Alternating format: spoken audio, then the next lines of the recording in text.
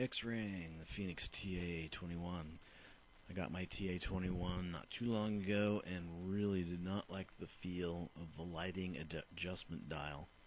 So I decided to have a look inside and see what I could do, make it feel better, and just curious anyways. I've done this kind of thing many times. I would not suggest it for the person who does not do these kind of projects. This light is put together with massive amounts of Loctite. Very difficult to get apart, and I guarantee you will damage your light taking it apart. I spent quite a bit of time cleaning Loctite off of all the surfaces of the light, out of all the threads, and repairing some of the damage I put into the housing of the light by filing and repainting. I'm working on the connection gear here. That gear and that little O-ring on that gear is what seals out any ingress of water, dirt, or what have you into the switching and microprocessor section of the light, which is to the right with the red and black wire. And so I'm making sure that's seated correctly. That's what separates the outside from the inside. That little hole where that gear goes through. And this piece is the outer portion of the selection gear train. It directly interfaces with the selection dial, as you'll see later. So spinning that gear on the exterior spins the connector gear, which spins a gear underneath that has wipers for the switch on it, which we'll see in a bit. And putting good amounts of silicone lube on everything, and just the silicone lube itself, and cleaning everything and putting it back together nice and tightly made the selection of the different settings on my light much better. Felt much tighter.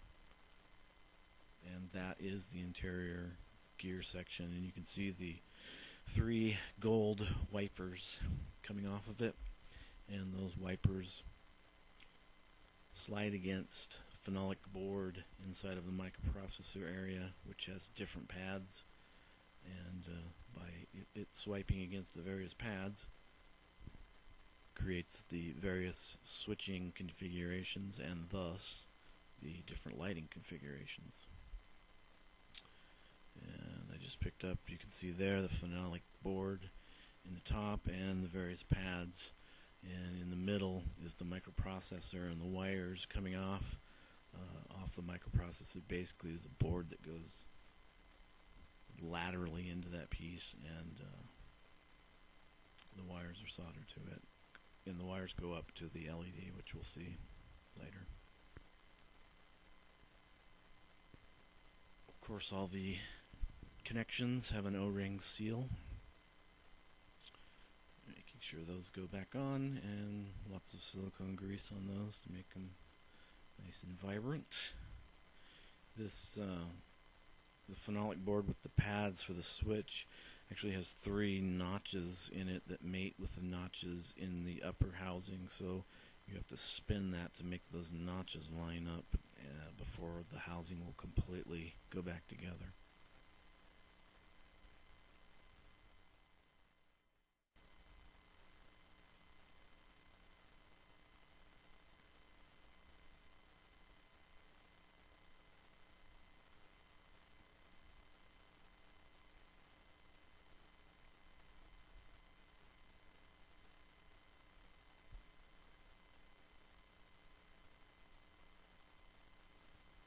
That O-ring there and the section that's pointing up right now is the battery tube connects, and that spring, of course, is the spring that touches the positive side of the battery on that end of the tube.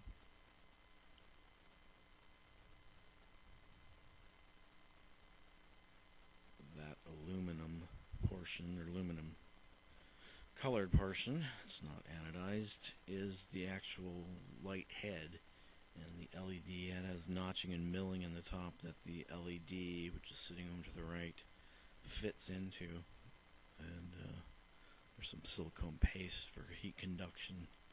It goes from that LED to that aluminum head. See that in a minute.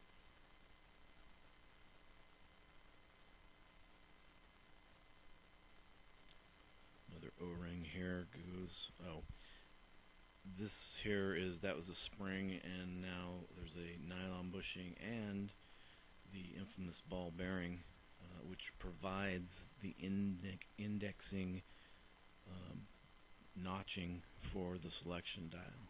In other words, that spring pushes out on a captured ball bearing and a nylon bushing and pushes against the selection dial, which has notches in it, and as it's rotated, of course, the notches, the ball bearing travels into the notches and provides the stepping in the selection dial.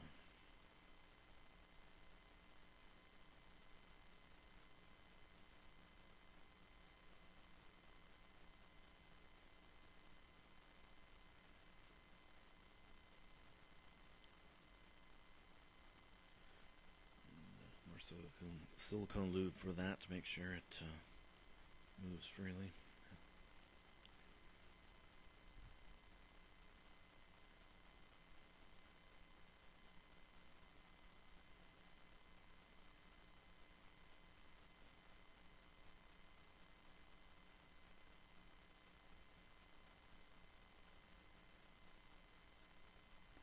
And that, of course, is the selection dial. Putting that back on and lining up all the switching, make sure the indexing is correct for the numbers on the dial.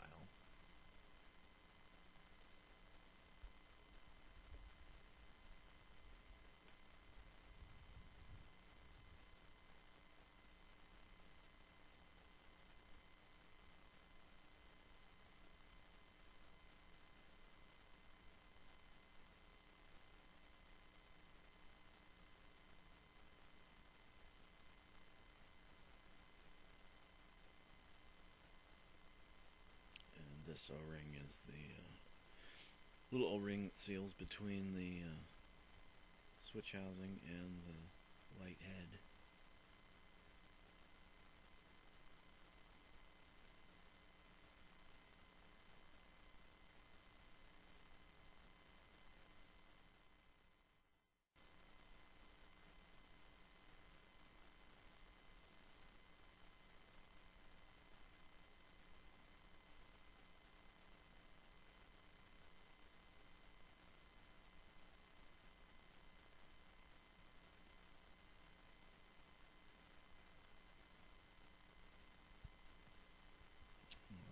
Screwed down the lighting head, and now going for the battery tube.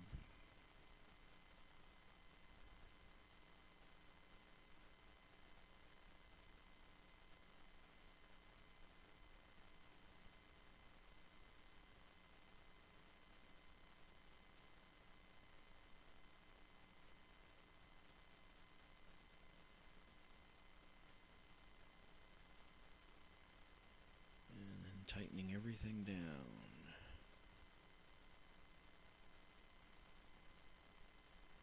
Well-engineered light, you can tighten everything down and it all fits correctly.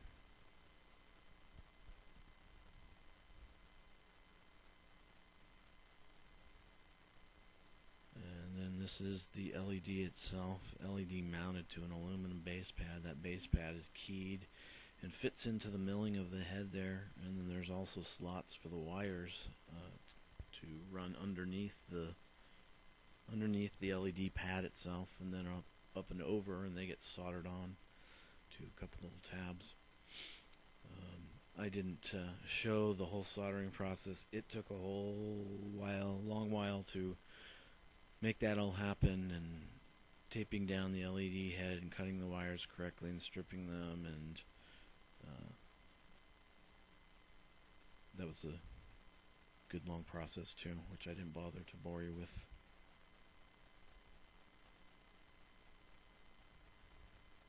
And once it's all back together and that was done, my light's working again. Looks decent.